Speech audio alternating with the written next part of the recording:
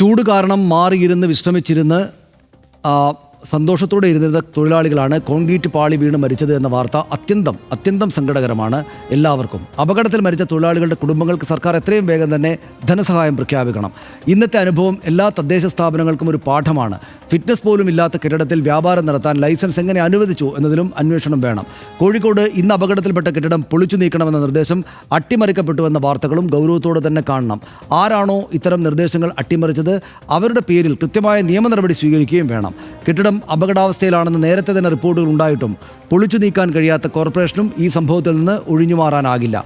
കാലപ്പഴക്കം കാരണം ഏത് നിമിഷവും നിലംപൊത്താവുന്ന അവസ്ഥയിലുള്ള ഒരുപാട് കെട്ടിടങ്ങളാണ് നമ്മുടെ സംസ്ഥാനത്ത് നിലവിലുള്ളത്. അപകടാവസ്ഥയിലുള്ള കെട്ടിടങ്ങൾ കണ്ടെത്തി ഒഴിപ്പിക്കാനും കൃത്യമായത് പൊളിച്ചു കളയാനും സംസ്ഥാന സർക്കാരും തദ്ദേശ ഭരണകൂടങ്ങളും ബന്ധപ്പെട്ട ഉദ്യോഗസ്ഥരും ഇനിയും മടിക്കരുത്. പഴയ കെട്ടിടങ്ങൾ കൃത്യമായ ഇടവേളകളിൽ സ്ട്രക്ചറൽ ഓഡിറ്റിങ്ങിന് വിധേയമാക്കി ഫിറ്റ്നസ് സർട്ടിഫിക്കറ്റുകൾ വിതരണം ചെയ്യാൻ തദ്ദേശ സ്ഥാപനങ്ങളും തയ്യാറാകണം.